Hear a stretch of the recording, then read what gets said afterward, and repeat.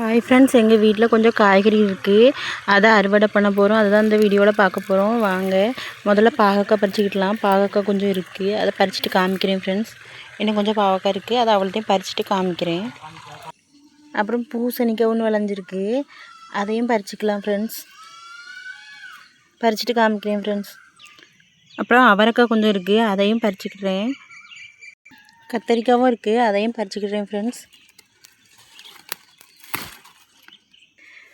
பாருங்கள் ஃப்ரெண்ட்ஸ், இவ்வளோ பாவக்காய் காய்ச்சிருக்கு. அப்புறமா கொஞ்சம் அவரைக்காய் காய்ச்சிருக்கு. இப்போ தான் அவரைக்காய் காய்க்க ஆரம்பிச்சிருக்கு. அப்புறமா கொஞ்சம் கத்தரிக்காய், அப்புறமா எங்கள் வீட்டில் விளைஞ்ச முருங்கைக்காய். பாருங்கள் ஃப்ரெண்ட்ஸ், முருங்கைக்காய் எவ்வளோ நீளமாக இருக்குன்னு பாருங்கள் ஃப்ரெண்ட்ஸ். எங்கள் வீட்டில் விளைஞ்ச முருங்கைக்காய் இதை விற்கிறதுக்கு கொண்டு போகிறாங்க. முருங்கைக்காய் கடையில் கொண்டு போய் விற்றுட்டு வருவாங்க friends. Okay, bye friends. Thanks for வாட்சிங்.